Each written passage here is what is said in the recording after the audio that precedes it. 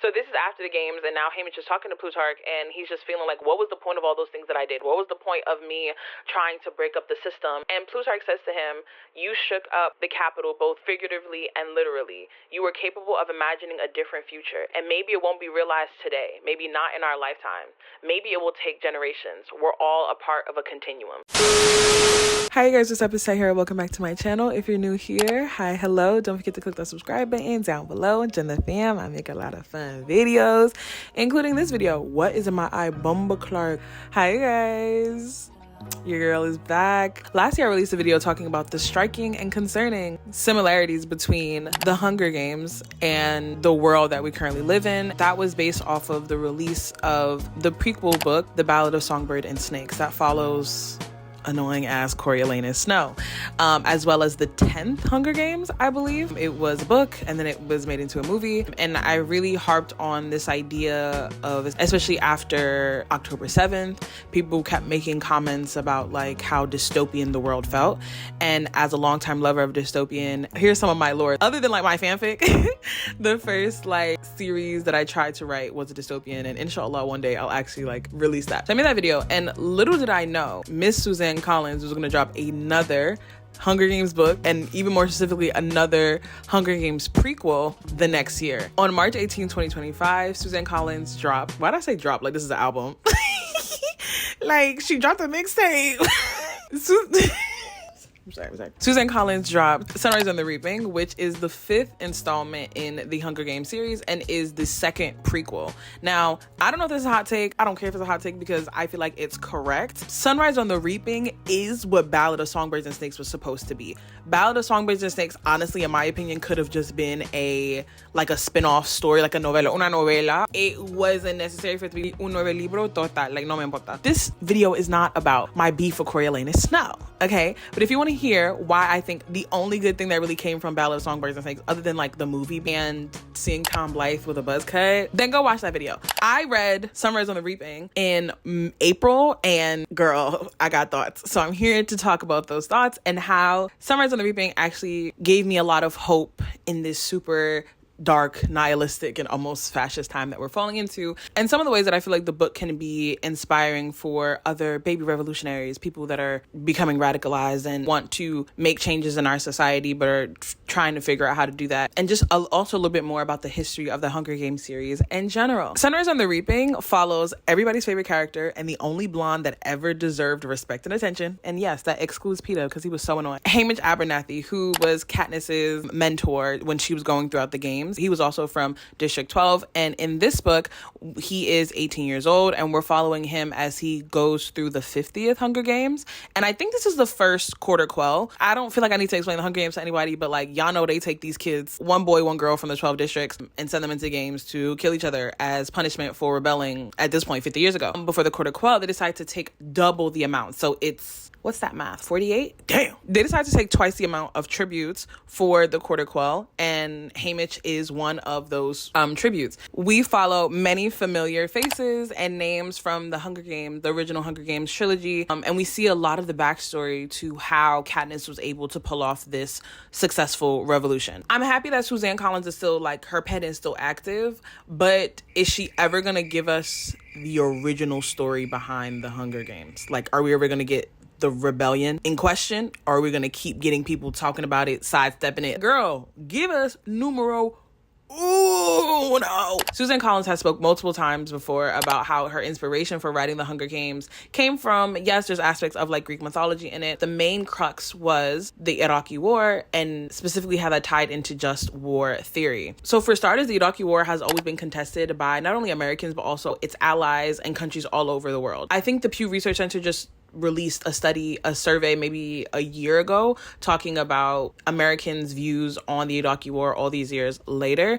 We still don't get the plot. But something that was interesting about the Iraqi war was the vast use of propaganda and performance and media. For the first time ever, war was now on your TV screen. You could be sitting with your family in the living room and like you're just changing the channels on your TV, and next thing you know, you're looking at soldiers on the front line. And Suzanne Collins describes this being her experience and how odd the sensation was. For the first time in history, history, CNN had 24-hour media coverage of the Iraqi war, just to let you know just how present and pervasive seeing images of war in American media was at this time. She also wanted to explore just war theory, which is a philosophy that explores the potential rationale and ethical reasons for warfare.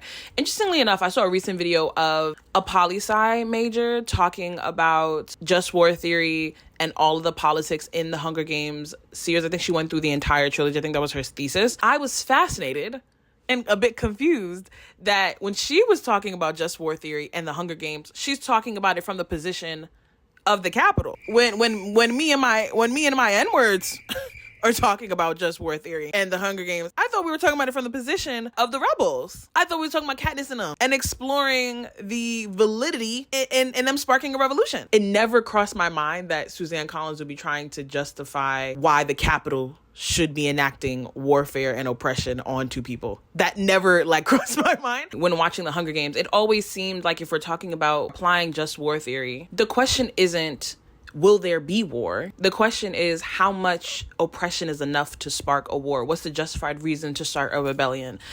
Pushing back against the status quo, things like that. Media, like I said, like I keep saying, is such a big part of the Hunger Games. And personally, it's my favorite aspect. Maybe this is because I am a content creator. But seeing those moments where Katniss has to redo these scenes and they got this camera up and they're like, okay, girl, take two. And they got the AI. We used to just make fun of stuff being CGI, but they got the AI in the background with the sparks and stuff. And also using children, right? Because most revolutions are caused by children and by the youth, and the people the most impacted by systemic harm are usually the youth. Shout out to Hosier. I love Hosier. Shout out to Hosier, who in his Genius interview about the lyrics for his song Eat Your Young. This idea of where children become the ground for culture war for adults to use as pawns in culture wars, especially when it comes to arms dealing. Adults and people who are not long for this world are playing with the lives of children and the futures of children for their own political ends. Adults who aren't long for this world are creating policies that will create ramifications that the youth will experience for generations and decades to come. Y'all old niggas finna die. I want to burn up the place. Anyway, let me get into it, yeah. So let me just be clear. In this video, I'm not condoning the Iraqi war. I'm not condoning the actions of the American government or the Iraqi government.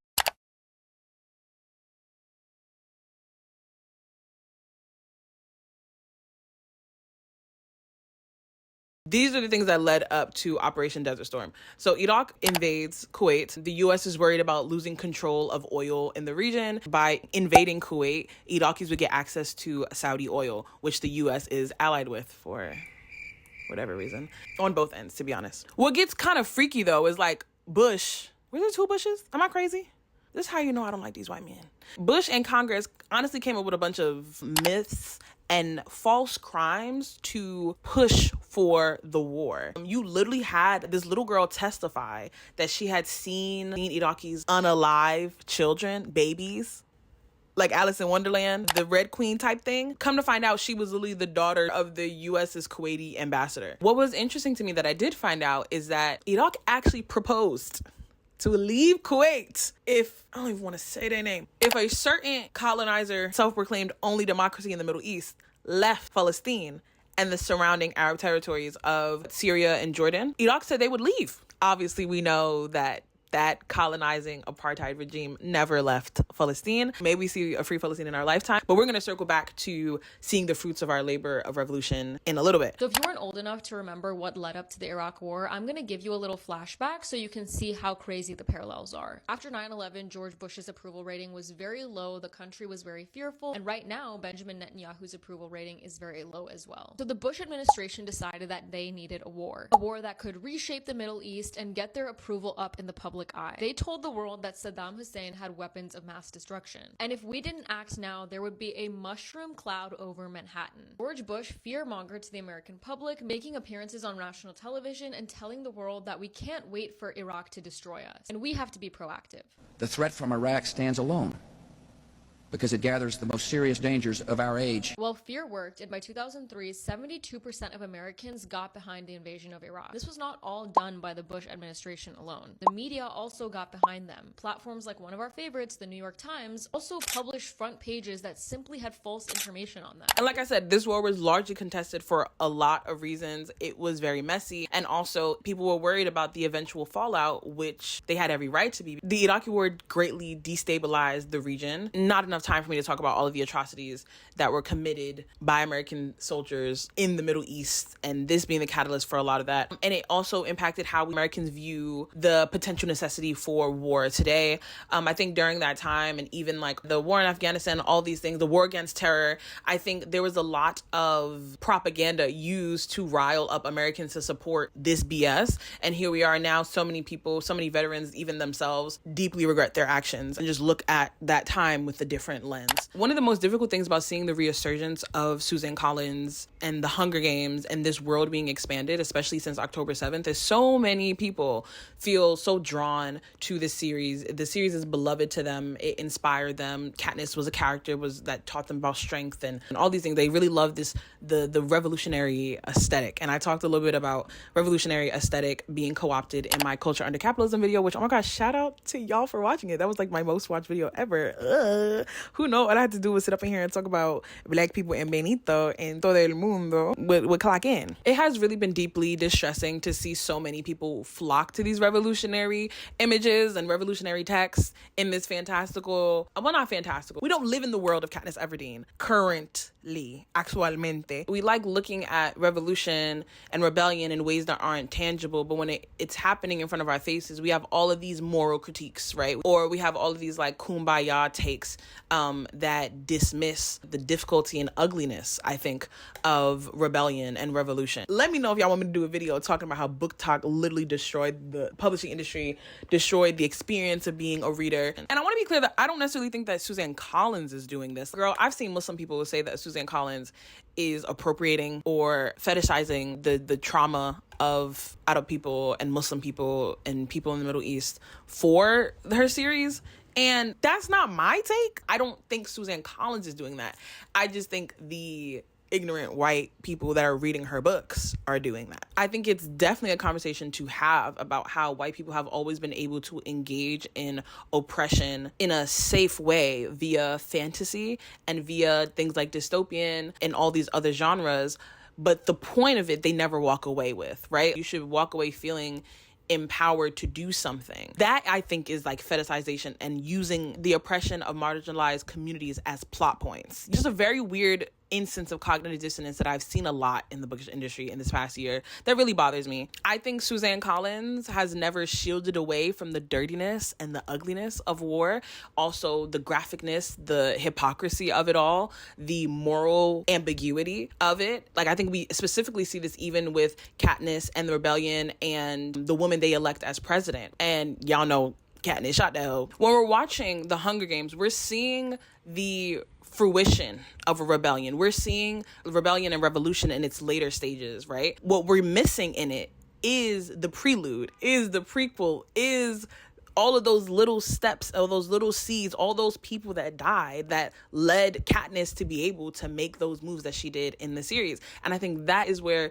Sunrise on the Reaping fits in perfectly. It gave us insight into the many like ugly and not glamorous or successful aspects of a rebellion. We're seeing the ways that people sow discord and resistance. There is definitely another conversation to be had about the class aspect of revolution. I've been watching a lot of videos from this one channel. He does these like really well researched and easy to understand videos about like what is socialism, what is fascism, etc. And so I was watching his video on socialism, watching his video plus having my professor from my African American history class last semester, who is like very much a leftist and who based our whole entire curriculum off of the idea that capitalism and racism are not separate. I bring that up because obviously like Plutarch is a part of the Capitol, right? Like he's a op, but they don't know that. And I really appreciate the way that Haymitch was constantly like checking him. Through Plutarch and Haymitch's interactions, you get to see the ways that even being in the Capitol and being a cog in the machine does not protect you from being harmed by said machine. The birth of so much like revolutionary conversations and revolutionary actions and like socialism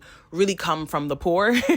Like niggas in the hood know about socialism. Like my mom and them do susus. This idea that it just had to come from the intellectual, the upper middle class is an interesting one. Anyway, the quote that essentially started this entire video is between Plutarch and Haymitch. And this is after the games. Y'all know Haymitch won because he's still alive. At this point, it's post games. Haymitch is back home and he's really sitting with the grief and the trauma of everything that was committed during the Hunger Games. And throughout the book, Plutarch essentially convinces Haymitch to be a spy, right? Like, he's essentially a spy, causing discord and causing issues from inside of the game. We're really seeing those same revolutionaries that ended up being in the Hunger Games series. So you see Beatty and you see Plutarch, Virus, like all of these other people that ended up being really important later on.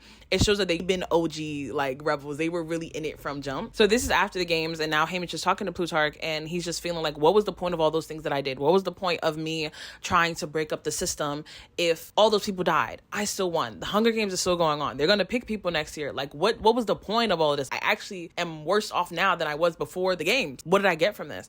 And Plutarch says to him, you shook up the capital both figuratively and literally. You were capable of imagining a different future, and maybe it won't be realized today, maybe not in our lifetime. Maybe it will take generations. We're all a part of a continuum. You know? We're all a part of a continuum. This really hit me. We're all kind of seeing so much nihilism go around, in addition to people being radicalized all at the same time. Something that I've been asking myself, and I'm sure so many people are asking themselves, is it feels like nothing is happening. It feels like we're seeing all these things, but like nothing is coming of it. It feels like we're just, like, you're seeing people be unalived, you're seeing people be kidnapped, you're seeing people be starved. You see people like rioting in the streets and they're protesting, and you see we're trying to get these elected officials and people are voting. Like, it feels very helpless. This quote, and also another quote that says, like, you're someone's ancestor, act like it. It's a really beautiful reminder to remove the self out of the work that you're doing. So unfortunately right now there's been a lot of ICE raids in LA mainly, and also in New York. And also unfortunately you have a lot of Black people being like, I'm not going to go out into, well, okay, let me not say a lot. I won't say it's even a majority, but the rhetoric, unfortunately, I'm hearing too often on the internet. I don't think Black people outside feel that way, but of like, oh, I'm not going to get involved, it doesn't concern us, which is funny because Black people are not safe in their homes. First places the US was ever really bombing was Black neighborhoods. But okay, that's another perfect example of, you have to remove the self, you have to remove the ego. Like, you do good things because it's the right thing to do, not because you feel like you're going to get an award, not because you feel like you're going to get social or financial capital, not to be transactional, and not even for the joy that we would all have from seeing the revolution and seeing a new path for our country or a free Palestine in our lifetime.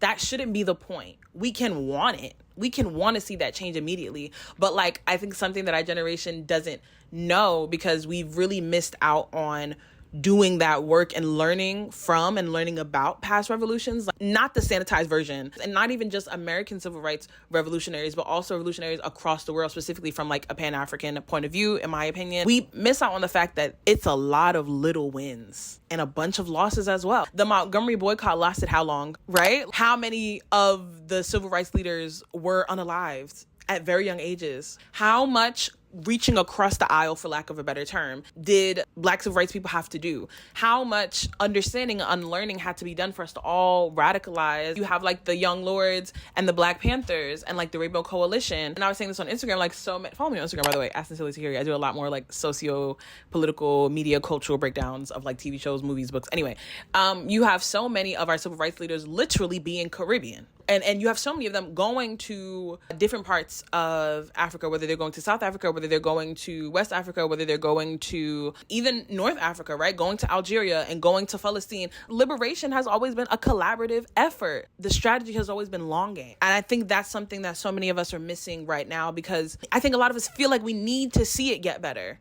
for us to do the work. And this is like even me to me. I'm not above this critique as well. But once again, you are somebody's ancestor, act like it. The point is to leave the world better than how you found it. Even if you're not able to enjoy the spoils of war, even if you're not able to enjoy the fruits of your labor, it's good for goodness sake. You know, there's so much non-glamorous and maybe potentially like boring work that's done in rebellion. And also everybody has their own roles to play. Everybody is not meant to be on the front lines. Like, I really think you're supposed to tap into your purpose and your potential and your gifts and use it for the sake of liberation. I don't think people have to necessarily become someone who they're not. I don't need you to be a public speaker, but I might need you to go talk to your grandpappy and them. Do you understand what I mean? We miss out on some of the non-glamorous parts of rebellion. It's very long and drawn out and tedious. It's an intentional process. And maybe this is another video I should make about the soul of liberation, the soul of revolutionary movements, the soul of progress, and talking a little bit about the ways that, like, I guess, like, theology and, like, religion has been used to inspire movements, civil rights movements across the world. Because I saw, this is a little bit of a tangent, I saw a white girl get up on TikTok and say, there is no religion that has outwardly called out fascism. And I was like, I beg your pardon?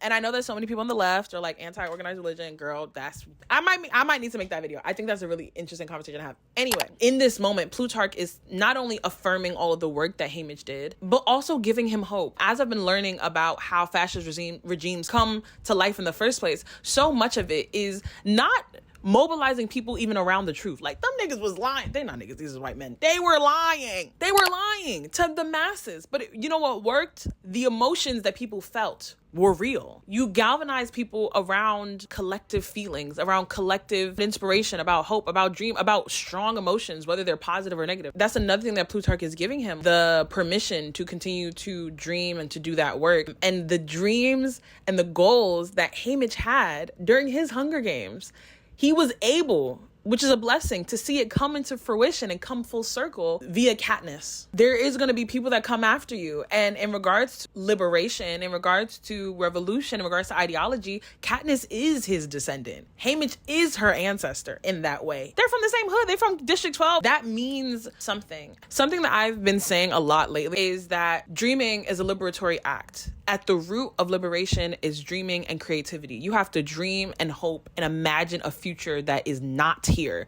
One that your ancestors and even the people around you are not able to conceptualize. And shout out to Ismatu Gwendolyn, who I watched her video earlier today about revolution. And it's funny that I ended up making this video. That wasn't intentional, but her video really informed a lot of what I'm saying. She reminds us that, like, we didn't always live this way. All things end. All empires fall. As a history major, and to clarify, I'm an Africana studies major with a concentration on Afro-Caribbean studies, but that is under, like, history, sociology, anthropology. You hear how long these empires were lasting for. Like, for example, like the Muslim Golden Age, Muslims being in control of Spain, that lasted for 800 years. Even the Ottoman Empire lasted for 600 years. I'm using Muslim examples because I talk a lot about Black and Muslim history on Instagram and TikTok. You should follow me there. How do we think that we're going to dismantle all of these things in a decade? Like, we got to have a little bit more in Arabic, in Islam, sabr, and then tawakkul, which is like faith in God. Like, you got to have some legs to stand on. Shout out to CJ the X, that was like, we got to take religion back from the hands of the right. Like, I love them so bad. But anyway, yeah, you got to have some faith in something bigger than you, bigger than what you see. Our ancestors only dreamed of being free, and then they were, and so we are. You know? Moral of the story, I highly recommend you guys reading this book, especially if you didn't like Ballad of Songbirds and Snakes. Girl, Ballad could never. Like, don't nobody want to be in the mind of a fascist, of a raging red pill misogynist. We don't care how good Tom Blythe looks with a buzz cut. We don't care. Yeah, I highly recommend reading the book in anticipation for the movie. Also, if you loved Haymitch, I successfully managed not to cry while reading the book until I got to literally the epilogue. Like, how embarrassing. All my friends was reading the book, love y'all, and they crying, screaming, sobbing, throwing up. I understood, but like, I was fine until I got to that epilogue. I'm really excited to see the movie. The cast looks amazing. And I will say that I love that with all the things going on, Suzanne Collins has not toned down her positioning. I don't think it's shifted. I don't think this story was watered down. I think the purpose of the Hunger Games still reigns supreme in Sunrise and the Reaping. And that makes me really happy to see. If you want to hear more of my thoughts on art as a revolutionary act, and like, can you separate the art from the artist? Should we expect artists to talk about things that matter? You can go watch my Culture Under Capitalism video. Also, go watch my first video on Hunger Games. I really love that video. Girl, I was singing at the end. Don't ask me why. The spirit of my ancestors, y'all. I just had to start singing a song. I thought I was Lucy Graybird. I'm so happy that I filmed this video. I have this weird thing sometimes with filming. If I take too long away from it, it feels so foreign. But then when I start filming, it feels like second nature. It feels like a coming back home to myself. That is always fun to experience. Now I feel like I'm exactly where I'm supposed to be, and I'm really thankful for all the love and the support that I've gotten from you guys. I would love to hear all of your thoughts on Sunrise and the Reaping. If you've read it, how did you feel about the cast announcement? I'm so excited. Let me know how you feel about any of the things I mentioned in this video. Comment down below any future video ideas that you would want me to make. Make sure you follow me everywhere on the internet at Sincerely Tahiry. That includes TikTok, Instagram, Substack, okay? I have a lot of exciting things coming this year, especially if you're in the like New York City area. I want to start doing like some in-person events. I've really been trying to tap into community. This is my first summer not jet setting around the world. And so yeah, if you're in New York City, make sure you follow me on Instagram for some fun announcements and stuff. Make sure you like, comment, and subscribe. And I'll see y'all in my next one. Inshallah. Bye.